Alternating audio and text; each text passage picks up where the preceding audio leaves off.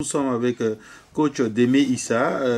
Il est économiste, gestionnaire de formation avec un master 2 professionnel en assurance, banque, finance de l'Institut burkinabé des arts et des métiers, IBAM, un master 2 en recherche de sciences et de gestion à l'université Thomas Sankara et un master en coaching de l'université virtuelle de coaching et de développement intégral, UVCDI.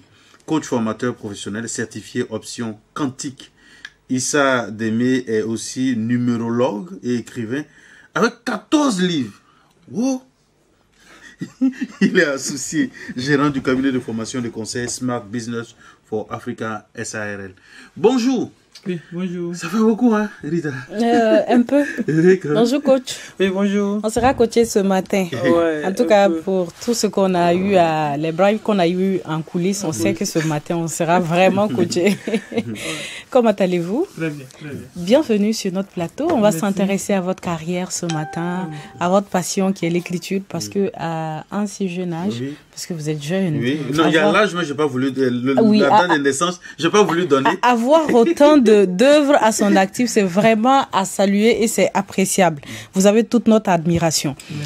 Déjà, vous êtes beaucoup intéressé au milieu des finances. Parce que en lisant votre biographie, on a vu que même dans les études, vous avez fait des études en finance. Pourquoi cet intérêt pour les finances? Déjà, c'est lié à l'histoire. Et moi, je voulais advienne que pourra être riche. Okay. Du fait que... mais pourquoi? Oui, est-ce que vous avez été frustré? Je vais tutoyer hein, parce qu'on est de la même génération. Tu as été frustré quand tu étais... Absolument, Okay. absolument. Parce que nous sommes nés d'une famille, on dirait, nous sommes de la pauvreté. Et je l'ai mis dans presque tous mes livres sur l'éducation financière parce qu'il y a toute une collection de livres sur l'éducation financière. D'accord. Voilà. Et on avait des difficultés. Cette frustration, vraiment, c'était une frustration parce que il y avait non seulement des manques d'intérêt, il y avait des manques de considération, il y avait toutes les foutaises nécessaires. Et en temps, quand je voyais la souffrance aussi des parents, je me suis dit, mais cette affaire-là, il faut que tu sois riche. Et quand j'ai fini quand j'ai eu le bac, je me suis dit, mais là où c'est facile, il faut aller là où se trouve l'argent même. C'était la banque. Donc j'ai décidé alors d'aller en banque finance. On me dit toutes les filières nécessaires. J'ai dit non, moi je vais aller en banque finance. Donc j'ai fait le test de l'IBAM. J'ai été retenu. Donc je suis allé faire la licence en assurance banque finance. Et ensuite je me suis spécialisé en banque finance au master. Alors, et quand j'ai fini, je suis allé en banque. Je me suis rendu compte que ce que je cherchais là, je ne trouvais pas là parce que c'est vrai que tout le monde pense que le banquier c'est quelqu'un qui a l'argent, mais alors que le banquier est formé à gérer l'argent des autres. Alors que moi, je voulais avoir l'argent pour moi-même. Donc, j'ai fait un long virage à 90 degrés et j'ai quitté la banque et je suis reparti à la vie pour aller comprendre réellement comment les riches ont fait pour être riches. Voilà. Et là, la banque aussi, c'était le lieu où j'étais. C'était vraiment ennuyant pour moi parce que moi, je cherchais l'argent, mais les banquiers n'étaient pas riches. C'est intéressant. Ok, à quel moment est venu le déclic? Parce qu'on sait souvent, hein, Dissongo, tu peux traverser des moments difficiles, tu as cette détermination de changer les choses, mais il y a quelque chose qui devient l'élément déclencheur de tous les changements. Dans votre parcours, à quel moment est intervenu cet élément déclencheur? Bon, l'élément déclencheur de ma carrière de coaching ou encore de la question de la recherche et tout. La richesse, au fait, c'est déjà ça, c'est dès l'enfance. Dès l'enfance, quand on voyait... Vous savez, moi, je parcourais, c'est pas près de 15 km pour aller à l'école primaire. Et je marchais à vélo? À pied, je marchais pour aller. Et quand c'est où? Moi, j'étais carrément dans les non-lotis de Pissy, là. Alors que je fréquentais carrément à l'école Pissy, qui était vers le ciné. Et il y a le nouveau ciné, là. Canal Olympia de Pissy, là. Il y a une école primaire là-bas. Alors que nous, on était carrément dans les non-lotis vers Marcoussis, vers Belleville, actuellement appelé Belleville. On était au fond là-bas. Et je marchais là-bas pour aller à l'école primaire. Et quand on partait à l'école primaire, on partait trouver les camarades qui venaient avec souvent 100 francs à la récréation, alors que moi, je partais avec 75 francs, et matin et midi. Matin, la récréation et midi. Donc, quand on voyait tout cela, on se disait, mais attends, qu'est-ce qui fait que eux là, ils arrivent à vivre mieux et que nous, on n'arrive pas à vivre mieux. Donc, et là, je suis commencé à dire, mais mon frère, il faut comprendre, d'abord chercher à comprendre ce que c'est que la richesse et quitter dans cette situation-là. Est-ce que vous voyez? Donc, à part de là, moi, la frustration, c'est dès l'enfance. Et quand j'ai commencé à grandir, alors j'ai commencé à faire des activités. Donc, j'ai travaillé, tout ce qui, pendant les vacances, les autres se reposaient. Mais moi, j'ai travaillé, je faisais les activités, que c'est vendre le pétrole. J'ai fait la couture, j'ai fait l'électricité. Voilà, tout ce qui est comme travail. Il n'y avait pas ce travail que je n'ai pas fait. Donc, donc, à chaque fois, je partais pour aller chercher quelque chose et repartir à l'école avec. Et à ma 4e, j'ai créé mon atelier de cordonnerie. Voilà, et j'ai fait de la cordonnerie de la 4e jusqu'à ma 2e année d'université. Et donc, c'est l'argent de la cordonnerie qui m'a permis de continuer les études. Et c'est à partir de là qu'on s'est forgé maintenant à la recherche d'argent. Et on s'est rendu compte que dans cet atelier-là, on arrivait à avoir un peu d'argent. Et quand je suis allé en banque, j'ai vu les salaires, alors que ce que moi, je gagnais par mois dans l'atelier de cordonnerie était avoisiné déjà à certains salaires de banque. Et donc, je dis, mais attends, si tu restes dans ça, là, tu t'es trompé. Parce que la voie que tu as prise, croyant qu'en allant en banque, ça allait t'amener à la richesse, ce n'était pas la bonne voie. Donc, et à partir de là, alors, j'ai décidé d'abandonner la banque. Et d'abandonner la banque maintenant et de rentrer dans l'entrepreneuriat. Donc, j'ai créé mon entreprise, un cabinet de formation à partir de ma 3e année d'université. Avant de quitter la banque, est-ce qu'il y avait, tu avais déjà un fonds établi pour tes activités? Non, il n'y avait pas de fonds. Où tu as trouvé l'argent pour investir? C'est pourquoi j'aime dire aux gens que l'argent n'est que déjà une entreprise. C'est la détermination de l'individu. Voilà. Moi, je suis venu, je travaillais. Et ça, je dis souvent aux gens, je n'ai pas eu 5 francs de quelqu'un dans mes entreprises. D'accord. Je n'avais pas de soutien également. Donc, qu'est-ce que je faisais? C'était des activités. J'ai d'abord commencé, j'ai fait l'enseignement.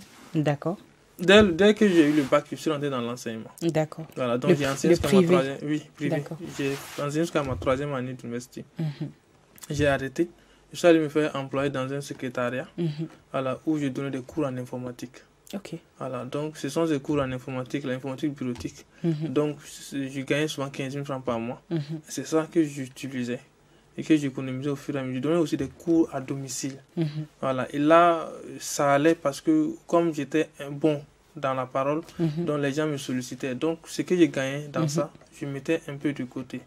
Et les premiers pas, c'est j'ai d'abord ouvert un secrétariat où j'ai payé un ordinateur, une imprimante. Et j'ai créé un logiciel. Tout est parti de ce logiciel-là, un logiciel de gestion de bulletins. Voilà. Bulletin de salaire? Bulletin, non, d'école. Pour générer automatiquement les bulletins des élèves. Voilà, donc le logiciel a été créé par toi-même? Oui, vraiment. C'est Excel. J'ai créé un fichier automatisé dont certains établissements utilisent à la date d'aujourd'hui. Voilà, donc, et j'ai commencé à vendre ça. 50 000, 60 000. Et ce sont ces fonds que j'arrivais à obtenir là, que j'ai pris maintenant pour développer un peu, non seulement le cabinet, mais aussi le secrétariat. Et après encore, je suis rentré dans la rédaction des mémoires. Voilà, donc c'était les premiers. J'ai commencé maintenant à. Plus ou moins, j'ai soutenu et très rapidement. Et les camarades avaient du mal à soutenir. Donc je me suis proposé alors de les accompagner dans la rédaction de leurs mémoires. Donc ça me coûtait 250 000 francs par rédaction. Donc ça, c'était des fonds. Voilà, et là, ce sont des fonds que j'ai utilisés maintenant pour développer le cabinet, payer certains trucs et tout ce qui s'ensuit. Donc j'ai aidé beaucoup de personnes à soutenir. Alors j'ai rédigé les PowerPoint et tout ça, ça fait 30 000 francs par PowerPoint. Je faisais la mise en forme des documents, ça fait 30 000 francs. Donc c'est dans ça que j'ai eu vraiment les fonds pour mettre en place le cabinet. Et en 2019, j'ai fait sortir mon premier livre intitulé Les secrets de la prospérité entrepreneuriale. Et grâce au club RFI, dont je salue vraiment, eux, ils m'ont permis de faire une tournée nationale. Voilà, à travers les clubs qui étaient implantés au fait dans les différentes villes. Donc, tout le succès est né de là. Et quand j'ai fait la tournée, c'était accompagné de formation, dédicace formation. Donc, ça m'a permis aussi d'avoir un peu de fonds. Et quand je suis revenu de ces fonds maintenant, avec ces fonds, j'ai développé très bien le secrétariat qui s'est transformé en une imprimerie aujourd'hui. Et j'ai déplacé le cabinet maintenant vers la ville. Et je me suis lancé pour maintenant dans la formation. Monsieur Démé, quand tu parles, c'est comme tout est facile. Voilà. Moi, je vais venir à l'aspect spiritualité. Parce que là, il y a des gens qui tentent tout, mais vraiment tout, ça ne marche pas. Ouais. Mais quand toi, tu parles, c'est comme si quand tu touches à quelque chose, tout de suite, ça fleurit. Donc, est-ce qu'il y a un secret derrière cela? Le secret, c'est simplement de trouver sa voie. Non, mais nous tous, on trouve nos voix tous les jours. Non, et vous avez fait beaucoup de choses. Ça veut dire que vous avez beaucoup de voix. Trouver sa voie, c'est-à-dire... Trouver sa voie, en fait, dans la vie, vous êtes appelé pour quelque chose. Oui. Trouvez ce pourquoi vous êtes appelé et vous allez atteindre la prospérité. Mais pour ton cas, tu as fait beaucoup de choses. Beaucoup de choses, oui. jusqu'à la formation. Et quand je suis allé, ce qui m'a fait quitter la banque, c'est la formation. D'accord. Maintenant, la formation, pour avoir tout ce que je faisais, me ramenait à la formation. Parce que je voulais être un formateur, un consultant international. Ok. Est-ce que vous voyez? Oui. Et quand je concevais mes logiciels, j'accompagnais la vente des logiciels avec une formation. Si vous payez mes logiciels, je vous formais. Ok. Je suis allé dans l'enseignement à cause de la formation. Ok. Est-ce que vous voyez? Oui. Pour apprendre à parler, Ok. pour apprendre à m'exprimer. Ok. Et quand je dis, là, au fait, et puis dans la vie aussi, ce sont des objectifs. Vous voyez, dans l'enseignement, je gagnais peut-être un peu. Un peu, parce que je faisais la vacation, ça marchait. Mais ces miettes-là, si je me contentais de ça, je n'allais jamais pouvoir m'en sortir. À part de la licence, j'ai abandonné l'enseignement. Mais Dieu seul sait la galère que j'ai vécue. Ok. Parce que mes sources de revenus étaient complètement coupées. Ok. Mais j'ai accepté de supporter cette galère-là pour revenir maintenant m'asseoir encore dans un secrétariat où il n'y avait ni courant. Ok. Quand on parle de difficultés, il y a des difficultés. Est-ce que vous voyez les photos là? J'ai fait une année dans mon secrétariat sans courant. Pourquoi? Mais secrétariat, comment un secrétariat fonctionne? Voilà, c'est là maintenant la partie intéressante de l'histoire. Vous voyez? C'est la détermination. Moi, je l'ai ouvert. Et je l'ai ouvert, c'était à Bonneville. Le courant n'était pas dans la zone. Et je n'avais pas l'argent pour prendre un local. Okay. Qu'est-ce que j'ai fait? Il y avait une réserve. Voilà, qui était là. Et chacun prenait une partie de la réserve pour construire des... Donc moi, j'ai pris une petite partie. Et avec l'argent des cours à domicile, j'ai construit une maison de 8 tôles. Mais pour pouvoir faire descendre le courant dans la réserve, là, il fallait au minimum 300 000 francs. Et moi, je n'avais même pas. Même l'eau pour boire, on partait enlever même souvent 25 francs pour payer l'eau glacée pour boire, on ne pouvait pas. C'était, vous voyez les bidons là, de haut la fille là. C'est ça, nous on remplissait à la maison et on venait s'asseoir au secrétariat. Quand ça finit, on va remplir à la maison et on venait boire. On n'a même pas la 25 francs pour boire l'eau. Maintenant, même pour charger l'ordinateur, c'est parce que moi j'avais un ordinateur portable que j'avais acquis à l'université. Pour pouvoir charger souvent, moi je quittais de Bonneville à Somgandé parce que je chargeais l'ordinateur chez une tante. Et la tante, à un certain moment, m'a chassé parce que l'ordinateur consomme. Est-ce que vous voyez? Il y avait une voisine qui avait l'électricité. On l'a demandé le courant. Elle a refusé de nous donner. Parce que son mari dit que son mari a refusé quelque chose comme ça.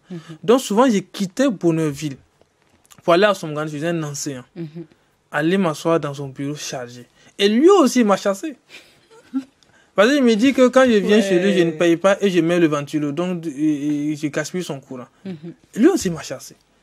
Donc, la chance maintenant, c'est là où je faisais les formations. C'est ça qui m'a amené alors à aller négocier au niveau du secrétariat parce que lui, il avait des gens, mais il n'arrivait pas à former en informatique. Donc, je suis allé négocier alors pour former les gens en informatique. Et lui, il me payait, c'était quoi?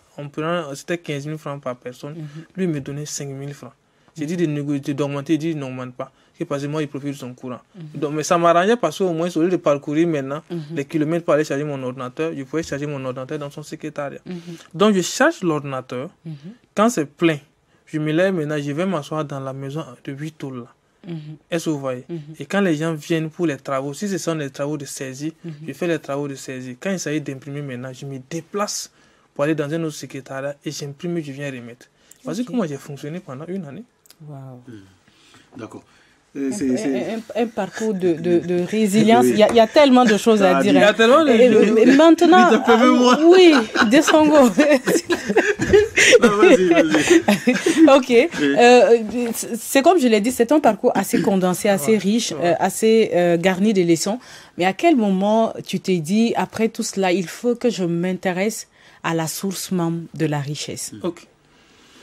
Oui, en fait, ça c'est né du moment où j'ai fait toutes ces activités là, où je ne dormais pas, je travaillais, mais je n'arrivais pas à avoir l'argent. D'accord. Est-ce que vous voyez? Et je travaillais, j'écrivais, vous voyez tout ce qu'il dit. Moi, souvent, je sors le matin à 7h et je reviens à 22h à la maison. Et malgré ça, je n'arrivais pas à avoir l'argent. Donc, je me suis dit alors que les riches ont quelque chose. Ce n'est pas forcément le travail forcé qui va t'envoyer à la richesse. Ils ont quelque chose que je dois chercher à avoir. D'accord. Et comme on le dit, la meilleure façon de pouvoir atteindre la richesse, c'est d'aller étudier la richesse. Ok. Donc, j'ai alors laissé tomber tout ce que j'ai appris au niveau de la finance. Moi, je l'appelle la finance classique. Au niveau des universités. Ok. Et je me suis maintenant intéressé à l'éducation financière. D'accord. Est-ce que vous voyez? Qui est le code de la vie. Et j'ai commencé alors à lire des livres d'éducation financière, à étudier les riches et à participer à des conférences et à écouter l'histoire des riches. Donc, je me suis intéressé alors à aller chercher les histoires de tous les riches et j'ai lu beaucoup d'histoires de riches. J'ai lu beaucoup de livres aussi sur l'éducation financière et je me suis rendu compte que la richesse a une dimension. Et tant que tu n'es pas sur la dimension de la richesse, tu ne seras jamais riche. Est-ce que vous voyez? Donc, c'est ce secret-là maintenant que j'ai cherché. C'est quelle dimension? Il y a plusieurs dimensions. Il y a plusieurs dimensions. Vous allez voir que quand on parle de... On dit quoi? Nous, si on rentre dans la question de la spiritualité, on dira que la richesse est une alliance à laquelle l'homme doit se conformer. Okay. Est-ce que vous voyez? Okay. Et travailler toute sa vie. En fait, on dit quoi? Qu'il n'y a qu'une... Et là, j'ai compris cette merveilleuse citation de Deepak Chopra qui dit qu'il n'y a qu'une seule catégorie de personnes qui pensent constamment à l'argent. Ils sont les pauvres. Les pauvres ne peuvent penser à rien d'autre qu'à l'argent. Donc, l'argent, l'un des éléments que j'ai compris et qui a vraiment changé ma vie, c'est que l'argent est un droit. La richesse est un droit. Et toute personne qui veut être riche sera riche. Parce que l'univers a déjà tout créé. Maintenant, seulement que la richesse répond à des codes. Et tant que tu ne te conformes pas à ces codes-là, tu ne pourras jamais atteindre la richesse. Et moi, j'ai commencé alors à chercher ces codes. Et je les ai appliqués. Ça a changé ma vie. Quels sont ces codes? Ah là, je l'ai mis dans mes livres. Non, mais il faut qu'on va puisse en résumer. bénéficier. Oui, on va juste résumer. Les codes sont multiples. Est-ce que vous voyez? Et ça va dans plusieurs dimensions. Il y a les codes en lien avec la numérologie. Il y a des codes en lien avec le domaine quantique dont je suis spécialiste. Bon, déjà, on va aller... Avec le domaine quantique. Quantique, ok. Déjà, au niveau de la numérologie, avant d'aller à la cantine, au niveau de la numérologie, ça va concerner quoi exactement? La numérologie, je ne vais pas dire, mais je vais vous dire qu'il y a des chiffres qui attirent l'abondance. Le 8? Le 8, par exemple, est un chiffre et en lien avec l'abondance. Mais comment l'utiliser? Ça, il faut qu'on vous l'enseigne. Parce que le 8, par exemple, c'est un chiffre de l'abondance et de la prospérité. Mais les riches l'utilisent. Mais pourquoi? C'est pourquoi on dit, j'aime dire aux gens que la différence entre le riche et le pauvre sont des virgules. Le riche applique des petits comportements. C'est pourquoi nous, on dit dans la recherche que la recherche est un comportement. Et la pauvreté aussi est un comportement. Si vous adoptez le comportement de la richesse, vous allez être riche. Le 8 est le chiffre de l'abondance et de la prospérité. Maintenant, il faut savoir l'utiliser. Est-ce que vous voyez? Donc, et là, moi, je suis allé et j'ai fait des études dans la numérologie pour comprendre quel est le chiffre de l'abondance et comment l'utiliser. Et je l'ai mis dans mes livres. Ok. Est-ce que vous voyez? Pourquoi je refuse de détailler? Parce que il y a des connaissances qui ne doivent pas tomber dans les mains de tout le monde. Il faut aller à la recherche. Et quand tu vas chercher, le fait même de prendre l'engagement, moi j'ai pris l'engagement d'aller chercher, raison pour laquelle j'en ai eu et je l'ai utilisé. Toute personne aussi qui prend l'engagement de chercher aura et pourra l'utiliser. Mais, est-ce que vous voyez? Mais parlant de numérologie, je vois, bon, nous souvent aussi on fait beaucoup de recherches dans ce domaine. On voit qu'il y a, je ne me rappelle plus, c'est le chiffre de quoi, où on fait des calculs là, liés à votre... chemin de vie. Chemin de vie, ça c'est la sémiologie, non? Non. C'est toujours la numérologie, ok. Chemin de vie, chemin d'âme. Est-ce que c'est important tout ça? Très important. Ça m'a beaucoup aidé même. Si dans ce sens, c'est important le chemin de vie, la numérologie liée à ces aspects-là, est-ce que tout le monde vraiment est appelé à être riche? Absolument, tout le monde. Tout le monde? Tout le monde. Okay. Tout le monde est né riche et prospère. Okay. Tout le monde d'abord est né même riche et prospère. L'homme n'a pas un problème de... Vous saviez? L'homme n'a pas un problème d'argent, de gain. Mais l'homme a un problème de gestion. D'accord. L'univers, quelle que soit la personne que vous êtes, à un certain moment de votre vie, vous aviez de l'argent. Mais Rita a dit quelque chose qui est très important. Oui. Il y a des gens qui connaissent, qui font des choses et ça ne bouge pas. Ils ont des blocages, ils n'arrivent pas à s'en sortir. Est-ce que, à travers soit les cantiques ou la numérologie, on peut décanter ces situations? Absolument. Absolument. Okay. En fait, c'est pourquoi je disais dans une de mes vidéos, on dit, qui es-tu pour parler de la prospérité? Qui es-tu pour parler de l'argent? Qui es-tu pour parler d'abondance? La première des choses que l'homme doit chercher, c'est qui je suis. Et qui je suis revient à connaître sa mission de vie, sa mission d'âme, ses talents et les métiers dans lesquels il est appelé à prospérer. Comment il doit le savoir? Avec la numérologie, quand on fait les calculs, on fait sortir tout ça dans les détails. Okay. Les calculs à partir, par exemple, de la date de naissance. La date de naissance, le nom et le prénom. Et le prénom également. Voilà, si on prend ça... Maintenant, il faut interpréter. Voilà, non, vous écrivez un document de 20 pages sur vous. Et c'est comme un miroir dans lequel vous êtes en train de vous regarder. D'accord. Moi, je suis numérologue. Je forme aussi des numérologues. Et c'est mon travail, l'élaboration des livres. Ok, on va aller sur le deuxième aspect. Le quantique. Oui. Le quantique, en fait, le quantique nous donne... Quand on dit à une personne d'aimer le luxe, ça c'est quantique. D'accord. Est-ce que vous voyez? On dit aimer le luxe car le luxe est votre état naturel. Et personne ne peut atteindre la prospérité sans aimer le luxe.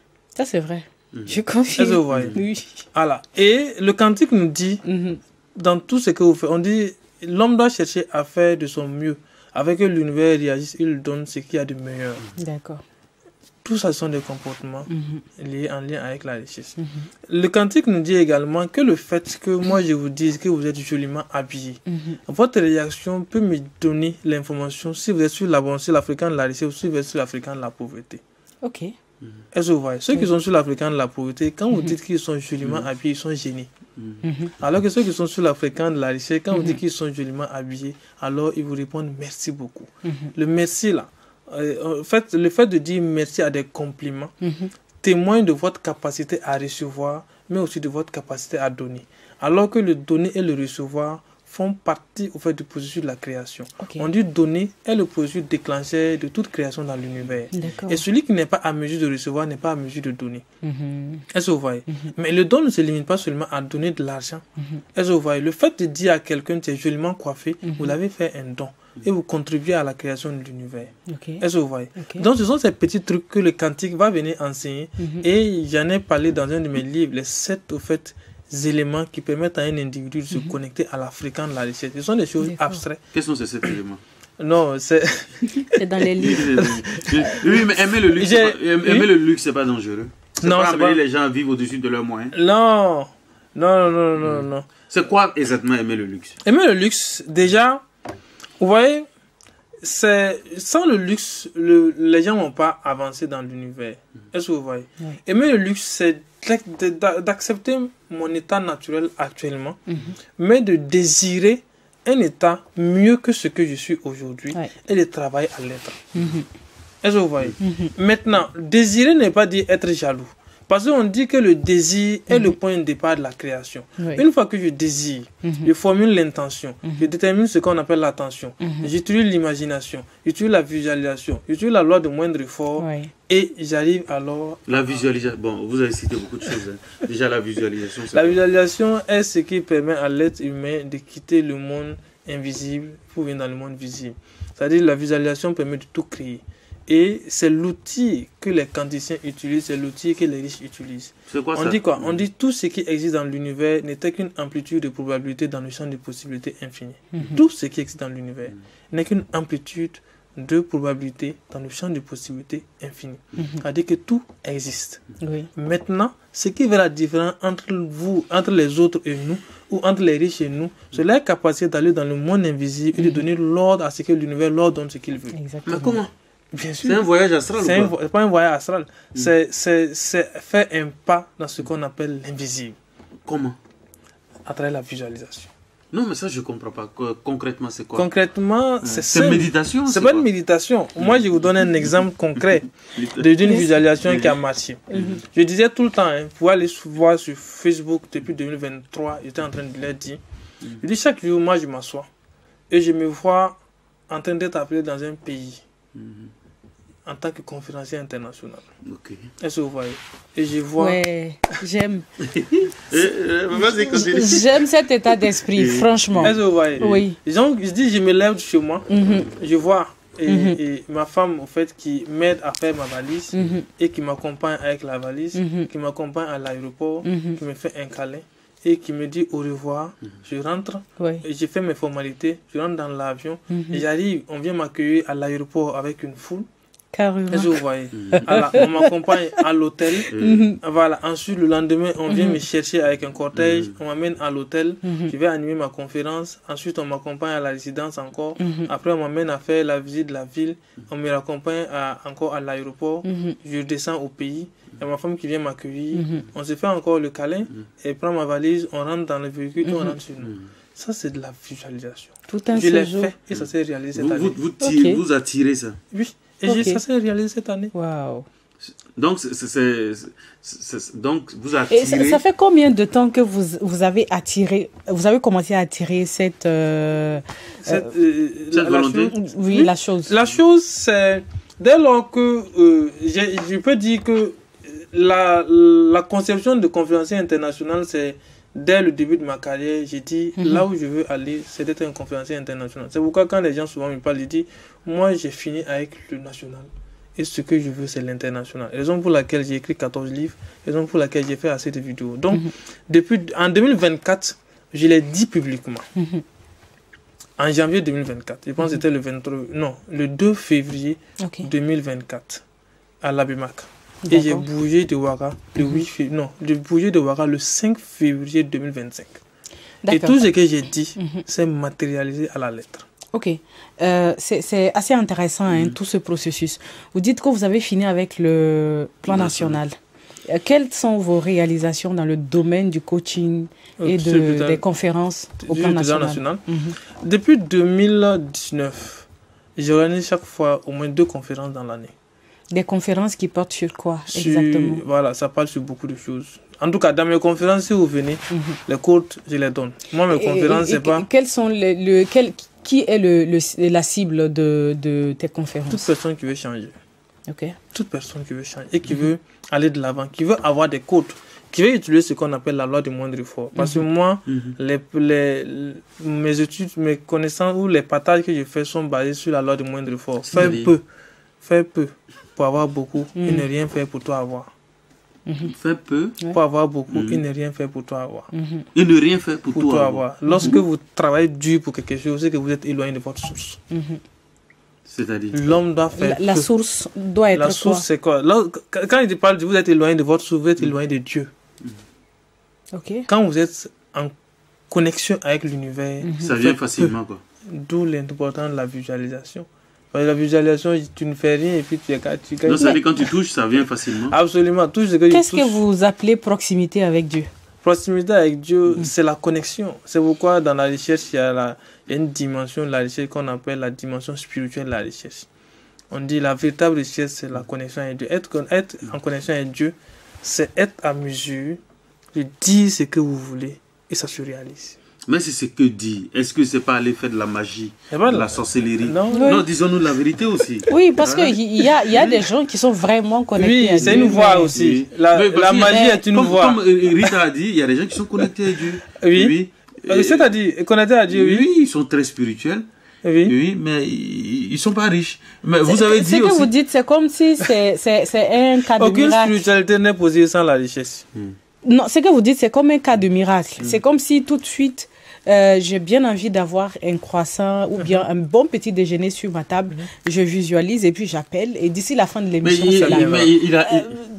Mais ça ne sera pas vrai, ça ne sera pas possible. Ça dépend de votre dimension. Donc allez-y, commandez le petit déjeuner. Non, mais il a lâché quelque chose un peu. Quand on a parlé de la magie, il a dit aussi que c'est une possibilité. La magie est une voie. La sorcellerie, ça dépend de comment vous l'appelez. La sorcellerie et qu'on appelle la magie noire est aussi une voie.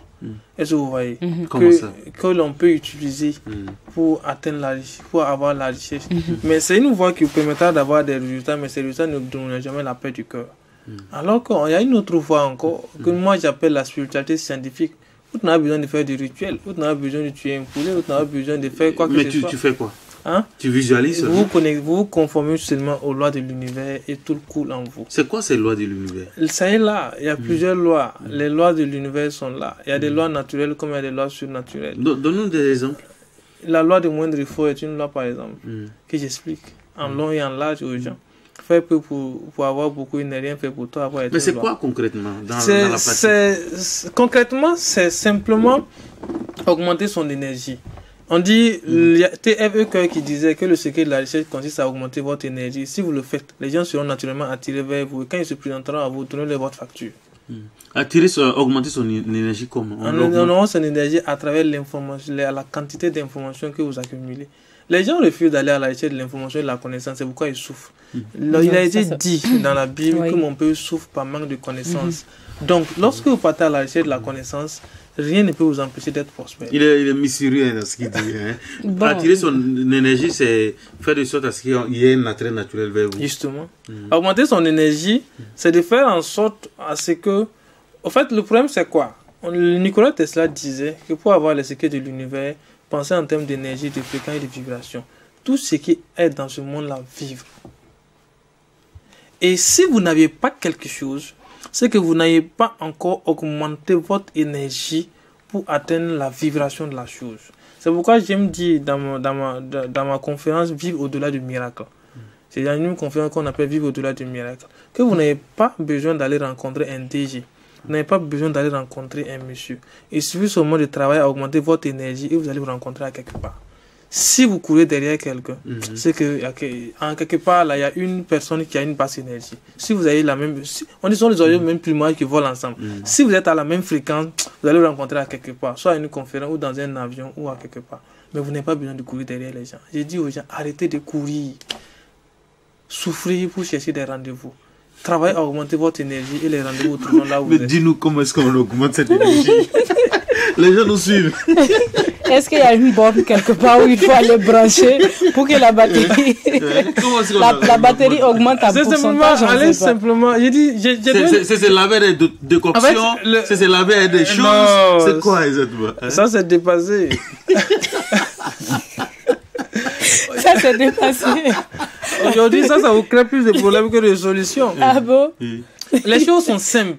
J'ai dit, allez à la recherche de l'information et de la connaissance. Vous saviez, quand vous avez cherché de l'information et vous avez cherché de la connaissance, quand vous marchez, dès lors que vous traversez devant des gens, on sait que c'est un homme qui est passé. Rien que la connaissance. Les gens négligent au fait le pouvoir de la connaissance. Là, vous avez raison. Est-ce que vous voyez? Accumulez. Chargez-vous, mais de très bonnes connaissances. Et quand vous allez avoir la connaissance, là vous serez en paix. Et tout ce que vous allez avoir... Vous voyez, quand on parle de miracle, qu'est-ce que c'est que le miracle? On dit le miracle n'est rien d'autre que de comprendre que le Dieu embryonnaire qui a accompli le miracle est individualisé en moi. C'est ça le miracle. Et le Dieu est en toi. Dieu est en moi. Par conséquent, je peux tout accomplir. Mais quand on dit à quelqu'un au bas niveau, il dit que je suis Dieu, la personne va commencer à dire voici des gens qui nous amènent dans les trucs. Alors que nous sommes Dieu en miniature. Mais est-ce que Dieu manque de quelque chose? Si Dieu ne manque pas de quelque chose, donc nous aussi on ne doit pas manquer de quelque chose. Si nous manquons de quelque chose, c'est que nous sommes éloignés de notre source qui est Dieu. Ok. Coach, est-ce que tu crois à la chance? À la chance? Oui, la chance c'est quoi? C'est la rencontre, l'opportunité, la préparation. C'est ça la chance. Dès lors que vous n'êtes pas préparé, dès lors que vous n'êtes pas au bon moment, la bonne personne au bon moment, on ne parle pas de chance. La chance, c'est de se préparer. Donc lorsque vous préparez, Davido Oyedepo disait que celui qui est inopportun est infortuné car l'opportunité est la mère de la recherche. Quand on parle de chance, c'est la capacité à saisir les opportunités. Mais quand est-ce que je pourrais saisir les opportunités? Quand j'ai l'information nécessaire. Est-ce qu'il existe des rencontres fortuites? Bien sûr. Des rencontres hasardeuses. Toute rencontre a été... on dit toute rencontre, même si ça dit une rencontre sans lendemain, est une rencontre préalablement établie par le maître de l'univers. Il n'y a pas de hasard. Ça veut dire que toute personne que vous allez rencontrer, vous l'avez attirée d'une manière ou d'une autre envers vous. C'est pourquoi j'ai dit aux gens, si vous avez rencontré quelqu'un qui vous a volé, n'allez pas loin. Il faut vous diagnostiquer qu'il y a un côté voleur en vous que vous n'avez pas encore tout travaillé. Est-ce que vous voyez? Si vous avez rencontré quelqu'un, vous avez trahi, c'est pas la peine de l'accuser. La personne est venue vous révéler à vous. Toute personne, on dit toute personne que nous rencontrons est un maître. la personne vient pour nous enseigner quelque chose. Même si c'est du mal. Même si c'est du mal. C'est pourquoi... Ça veut dire que le mal que la personne a commis est en nous. Oui, oui. C'est pourquoi Khalil Gibran... Ça peut nous guérir, peut-être. Non, c'est ça. Khalil Gibran, dans son livre... Khalil Gibran, dans son livre, le prophète disait que l'assassin n'est pas innocent de son propre assassinat. Le voleur n'est pas innocent de son propre vol. Ça dit qu'à quelque part, la personne est venue juste vous rappeler à vous-même. Et souvent, quand je prends l'exemple, je dis à quelqu'un que Dieu nous éloigne. Quelqu'un a une blessure sur son épaule. Et le doyen et moi, on s'est vu à quelque part pour sympathiser. Il vient juste et puis il tapote mon épaule. C'est quoi? C'est juste au fait une fraternité, un sentiment, un truc de fraternité. Vous dire, ah, lui c'est mon petit, voilà, j'échange avec lui. Mais si j'ai la blessure, je dirais, mais attends, qu'est-ce que vous êtes en train de me faire comme ça? Vous êtes en train de me blesser ou en tout cas en train de déranger ma blessure. Peut-être que je vais me mettre en colère. Mais est-ce qu'il m'a blessé? Non. Il m'a juste rappelé qu'il y a une blessure ici que je dois prendre soin parce que ce n'est pas encore guéri. C'est tout. C'est de la même manière. Toute personne que vous rencontrez qui vient vous faire quelque chose. Donc, si. C'est pourquoi je dis aux gens, vous voyez, quand on explique ça, on rentre dans la. Je quitte la question, le côté spirituel et je viens dans le côté de la vie réelle. Vous voyez des gens qui ont été victimes des plateformes d'investissement. Ce sont des gens qui sont connectés à l'Africain de la pauvreté. C'est pourquoi, quelle que soit la quantité d'argent qu'ils vont avoir, il y a une plateforme qui va sortir sur le, ils vont mettre leur argent là-bas. D'autres vont avoir, et quand ils vont mettre leur argent, ça va s'écrouler. Il va revenir encore à la pauvreté. Donc la plateforme est venue dire seulement que son mental là n'est pas encore orienté sur l'Africain de la richesse. Il n'y a pas une quantité d'argent, c'est une question de dimension. Est-ce que vous êtes aligné à l'Africain de la richesse? Si vous n'êtes pas aligné à l'Africain de la richesse, quelle que soit la quantité d'argent qu'on va vous donner, vous allez perdre ça un jour. Et c'est pourquoi beaucoup de gens gagnent l'argent, mais se retrouvent encore au soir de leur vie pauvres. Donc raison pour laquelle on dit aux gens, travaillez à régler votre monde intérieur sur la richesse. Travaillez à vous conformer à la dimension de la richesse. Alors, et vous allez voir que tout coulera en vous. 14 œuvres littéraires à ton actif à ce jour. 18, on dira, parce qu'il a dit qu'il a édité. Oui, il y a 4 qui viennent de sortir. Ça parle de quoi, cette collection? Ok, la collection, bon, les 4 nouveaux livres qui viennent de sortir, ça parle du coaching de vie, coaching personnel, professionnel, coaching quantique et les soft skills. D'accord. Maintenant, les 14 qui sont là, il y a la question de l'entrepreneuriat. J'ai commencé d'abord par l'entrepreneuriat. Ensuite, je suis venu dans la question de l'ignorance. C'est quand j'ai commencé à aller vers la voie de la recherche, je me suis rendu compte que j'ignorais. Donc, je me suis amusé à aller chercher à comprendre ce que c'est que l'ignorance. Et j'ai écrit un livre sur rompre avec l'ignorance.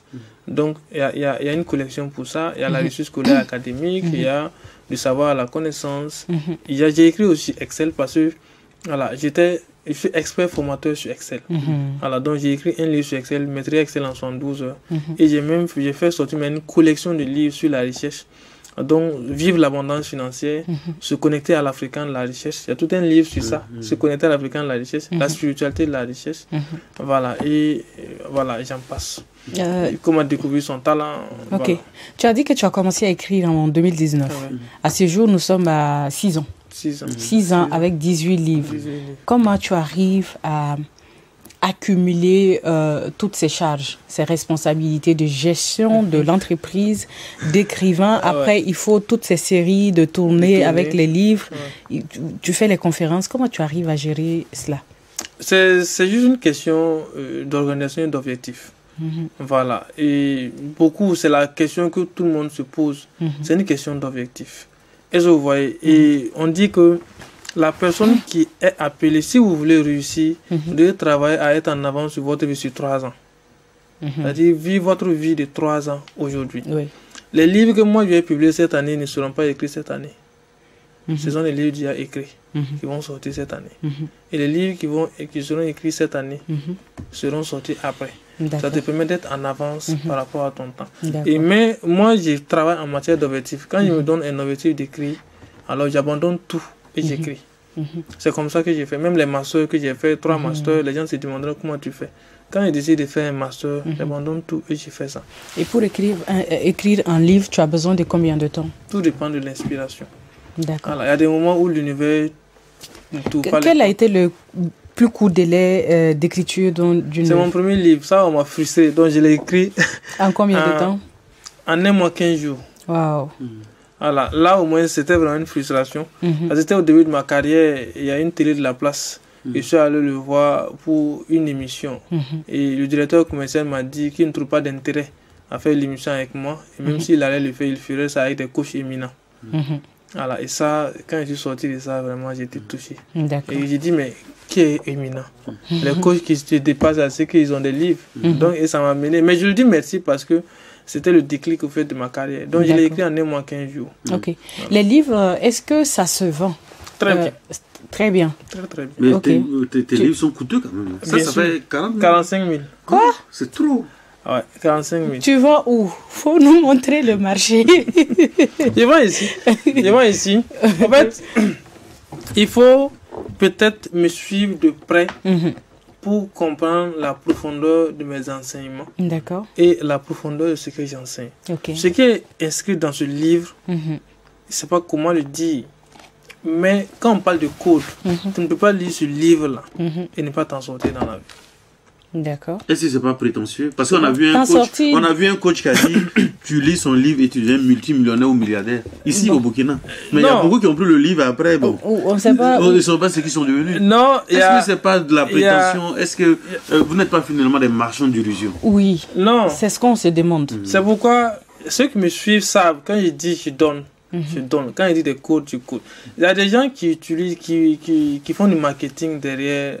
C'est pourquoi moi je l'ai mis à 45 000 pour faire la différence. Est-ce que vous voyez? Et si tu payes, si tu enlèves tes 45 000, tu payes. J'ai dit à toute personne, si tu payes ce livre, ça sera l'un des meilleurs livres de ta bibliothèque.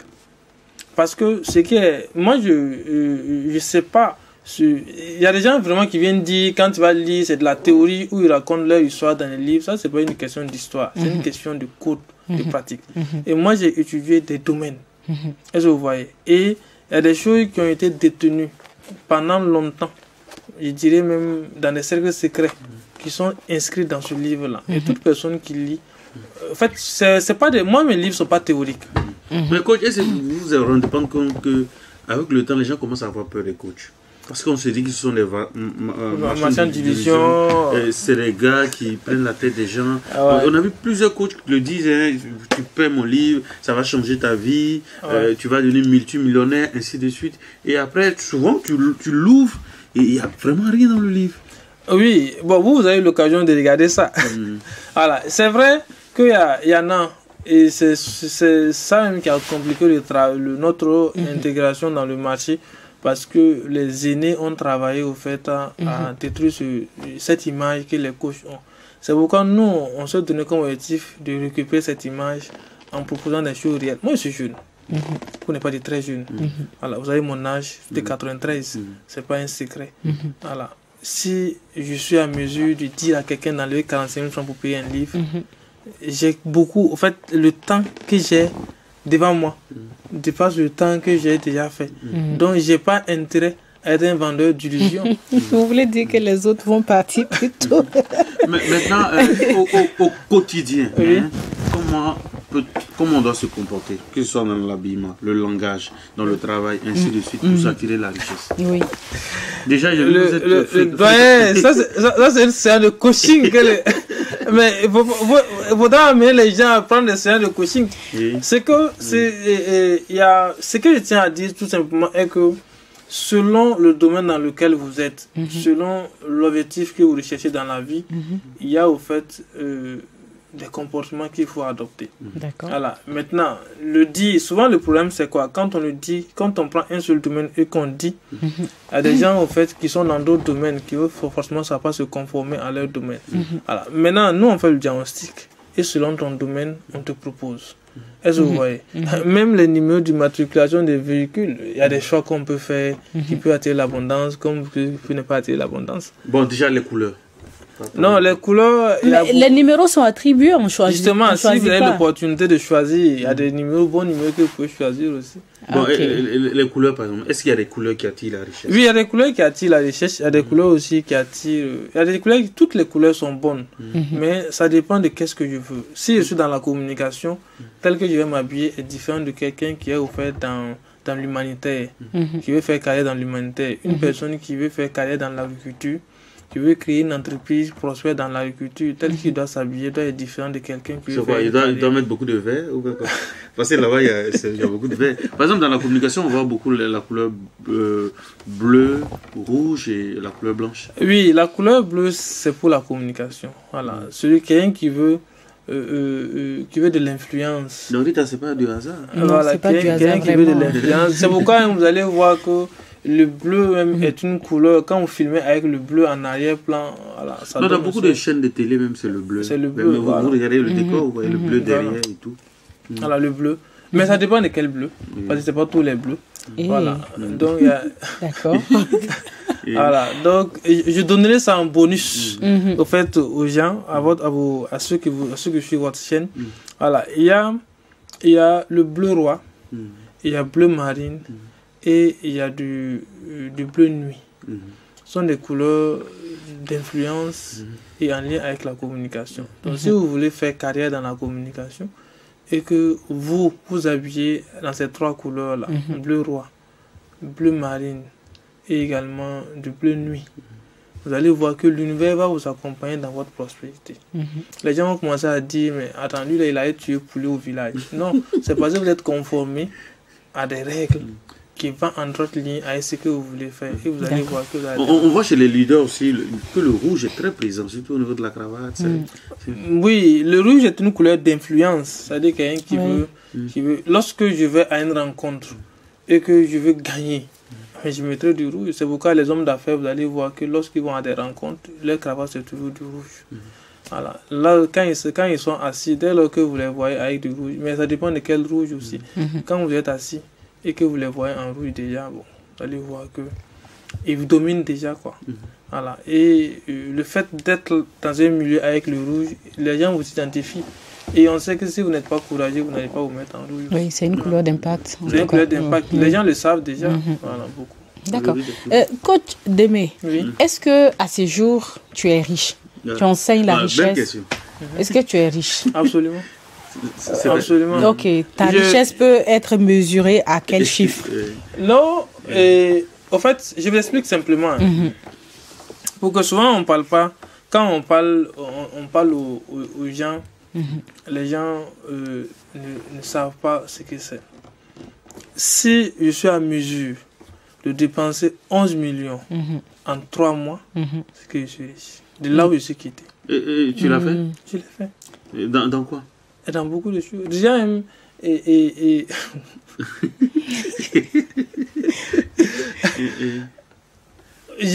fait, je vous explique. Moi, je dis souvent, le fait, moi, quand je vais à mes conférences, quand je vais à une conférence, la valise de mon matériel tourne autour de 5 millions.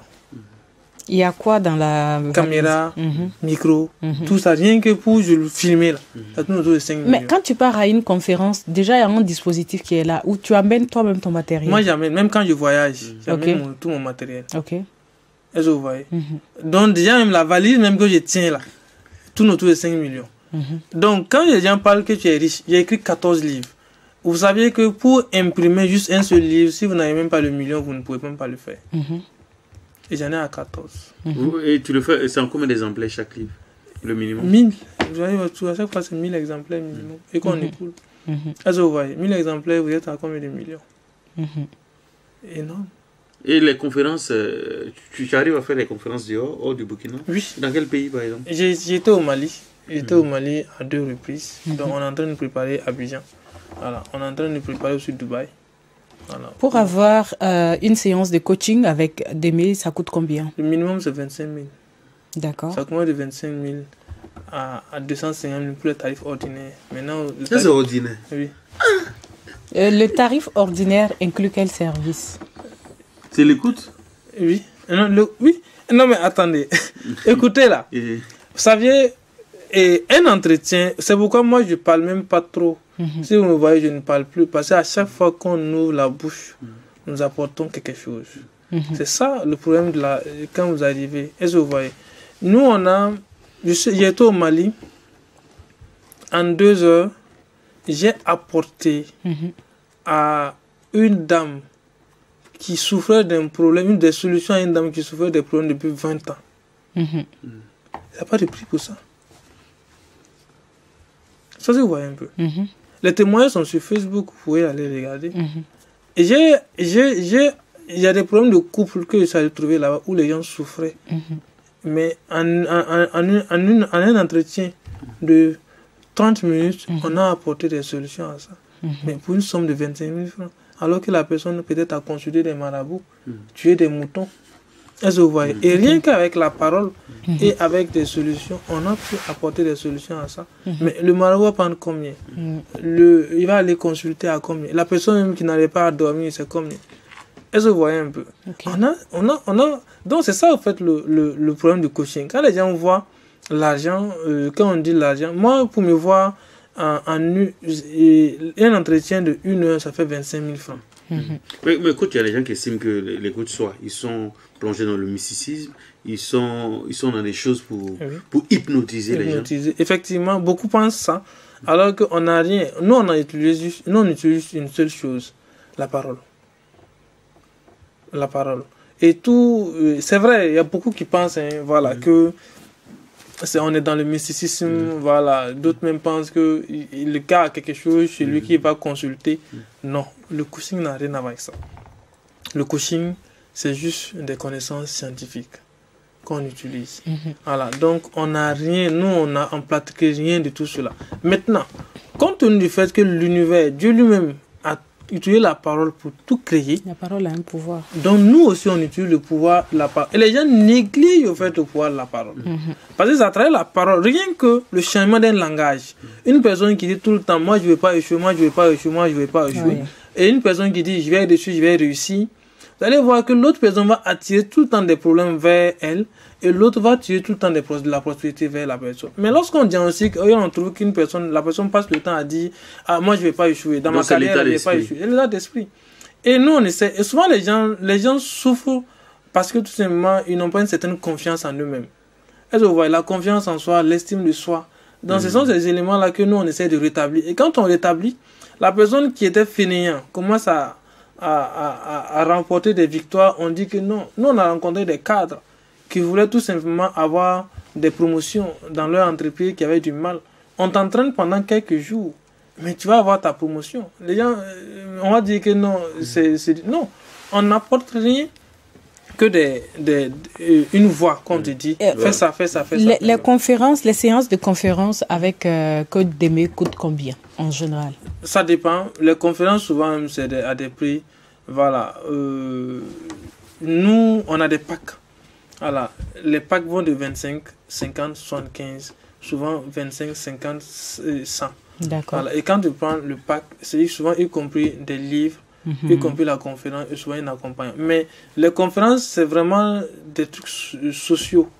Voilà, un truc social qu'on fait pour permettre au maximum de personnes de pouvoir participer. Et quand on vient à une conférence, moi, je me force de donner énormément. Je me force vraiment de donner énormément. Parce qu'on se dit que tout le monde n'a pas les moyens pour venir se payer une séance de coaching. Tout le monde n'a pas les moyens pour venir. Donc, l'une des choses est d'avoir la connaissance. L'autre aussi est de donner cette connaissance. Et quand tu viens à une de mes conférences, en tout cas, tu seras servi. D'accord. Tu as investi combien en termes de livres avant même de te lancer dans tout cela? Combien? Ton investissement financier dans les livres. Dans les livres? Ça, on peut estimer. On est au terme de l'entretien, mais on va juste quantifier. Non, ça, je ne tiens pas compte parce que les livres sont considérés comme la matière première chez nous. Et on paye. On paye les livres, on paye les formations. Moi, je suis prêt à, je pense, entre 15 à 17 certifications que j'ai fait, que j'ai suivies. Mais les certificats, ça coûte énormément. Je me rappelle qu'il y a une fois où j'ai animé des formations, où je me suis en sorti avec 2 millions. Et à la fin du mois, je n'avais rien parce que tous ces 2 millions sont répartis dans ma propre formation. D'accord. Merci bien, coach. Donc, on termine pour dire que l'argent s'attire et non se cherche. Oui, l'argent s'attire à travers l'élévation de sa dimension mentale. Voilà, dans le que vous arrivez à attirer. Donc, c'est pourquoi on dit que la richesse n'est rien d'autre. Je reprends la citation de T.F. Keller. Que le secret de la richesse consiste à augmenter votre énergie. Si vous le faites, les gens seront naturellement attirés vers vous Et quand ils se présenteront à vous, alors donnez leur votre facture. D'accord. Okay. Merci. Merci, coach Démé, qu'on a reçu. Il est coach formateur professionnel certifié option quantique. Il est aussi numérologue et écrivain avec 14 livres écrits. Il est associé gérant du cabinet de formation et de conseil Smart Business for Africa SAL. Ça a été un plaisir pour nous de vous avoir reçu ce matin.